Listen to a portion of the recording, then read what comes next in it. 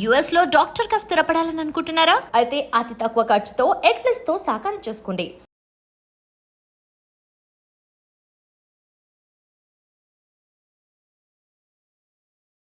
Welcome to I dream. నేను దేశ్రీ. ప్రముఖ జ్యోతిషులు గాడిపల్లి వీరభద్ర శర్మ గారు మనతో ఉన్నారు. వారిని అడిగి వృషభ రాశి వారికి ఇప్పుడు ఎలా ఉంటుంది తెలుసుకుందాం. నమస్తే గురుగారు. నమస్కారం. వృషభ రాశి వారికి ఈ ఇయర్ ఎట్లా ఉండబోతోంది? ఇప్పటి వరకు ఎలా ఉంది? ప్రెసెంట్ పరిస్థితి ఎట్లా ఉందండి వృషభ రాశి వాళ్ళది? తప్పకుండానమ్మా. వృషభ రాశి అనేసరికి కృత్తికా నక్షత్రం 2వ పాదం, 3వ పాదం, 4వ పాదం, రోహిణీ నక్షత్రం 4 పాదాలు, మృగశిర నక్షత్రం 1, 2 పాదాలు వృషభ రాశిలో ఉంటాయండి. వృషభ రాశికి అధిపతి శుక్రుడు. వృషభ రాశిలోనే ప్రస్తుతం శుక్రుడు యొక్క సంచారం కూడా జరుగుతోంది, రేపు 14వ తేదీ వరకు కూడా. వృషభ రాశికి చాలా యోగాన్ని ఇచ్చేటువంటి గ్రహాలు శుక్రుడు తర్వాతి గ్రహం శని. శని వృషభ రాశికి చాలా యోగాన్ని ఇస్తాడు. అయితే ప్రస్తుతానికి వృషభ రాశి వారికి 2వ స్థానంలో గురుడు అనేటువంటి గ్రహం నడుస్తోంది. సాధారణంగా వ్యయంలో కానీ, లగ్నంలో కానీ, 2వ స్థానంలో కానీ గురుడు ఉండేటువంటి గ్రహం ఉండడం వల్ల కొన్నిసార్లు మేలు, కొన్నిసార్లు అపకీర్తి కూడా జరగడానికి అవకాశం ఉంది. ఏదేమైనప్పటికీ చాలా ఎక్కువ శాతం చాలా శుభప్రదంగా ఉన్నటువంటి రాసుల్లో ఈ యొక్క విశ్వావసునామ సంవత్సరంలో గురుడు అనేటువంటి ఆయన కూడా కొంచెం యోగించినట్లయితే కనుక వృషభ రాశి వారికి చాలా చాలా చాలా చాలా బాగుంది. అంటే రాహుగ్రహం కానీ, కేతుగ్రహం కానీ, శనిగ్రహం కానీ, ఈ 3 గ్రహాలు కూడా వృషభ రాశి వాళ్ళకి చాలా అనుకూలంగా ఉన్నాయి. అయితే ఇంకా రవి, బుధుడు ఇలాంటి గ్రహాలన్నీ కూడా ఇంచుమించుగా నెలకోసారి మారుతూ ఉంటాయి. చంద్రుడు ఇంచుమించుగా 2.5 రోజులకే మారుతూ ఉంటాడు. గురుడు 2వ రాశిలో ఉండడం కూడా పెద్ద దోషంగా ఏమీ చెప్పలేదు జ్యోతిష శాస్త్రాంతర్గతంగా. ఎక్కువ శాతం మేజర్గా వృషభ రాశి వాళ్ళకి చాలా బాగుంది ఈ సంవత్సరం. పిల్లలకైతే ఎట్లా ఉంది? ఒకవేళ ఉద్యోగ ప్రయత్నాలు చేస్తూ ఉంటారనుకో, వాళ్ళకి ఎట్లా ఉంటుంది? బాగుందమ్మా. అలా ప్రయత్నం చేయడం వల్ల కూడా వృషభ రాశి వాళ్ళకి అంతా కూడా కలిసి వచ్చే విధానంగానే ఉంది. వృషభ రాశి వాళ్ళకి ఏమి ఇబ్బందులు ఏం లేవు. అంటే మేజర్ గ్రహాలన్నీ బాగున్నాయి. హెల్త్ పరంగా కూడా చాలా బాగుంది.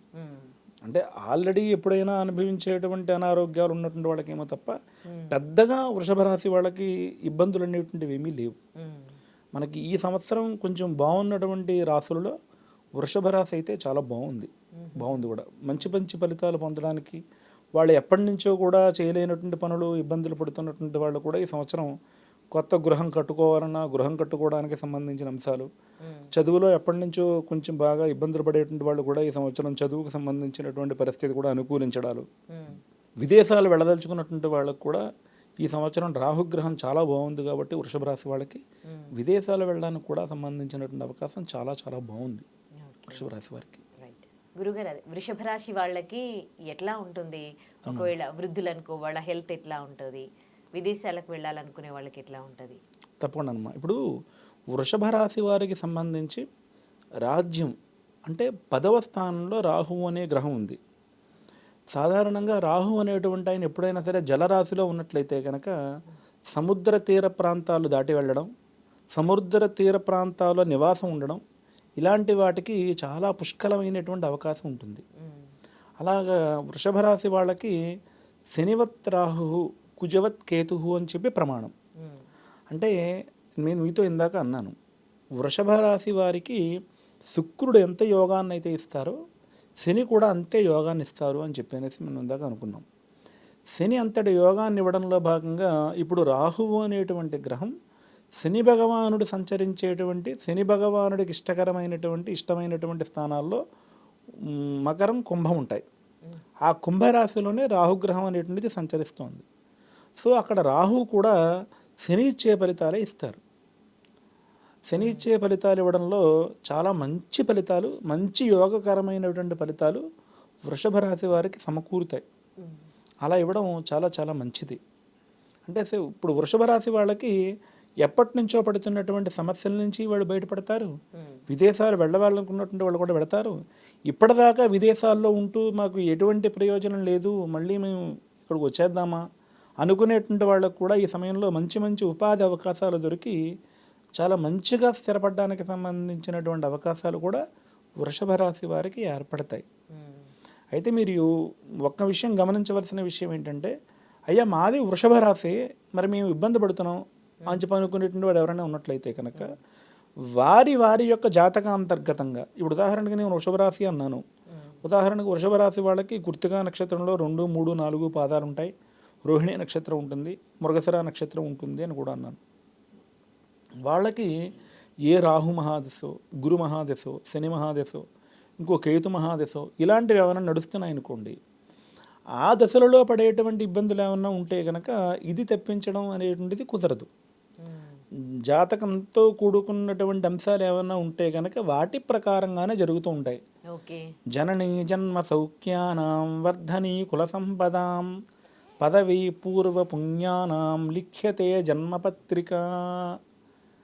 ఇప్పుడు మన నరేంద్ర మోదీ గారు ఒకప్పుడు టీలు అమ్మేవారు అన్నారు.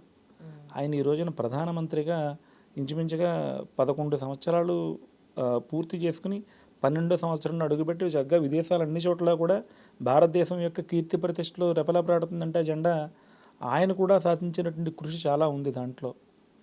అంటే మరి ఆయనది కూడా వృషభ రాశి అనుకోండి ఉదాహరణకి.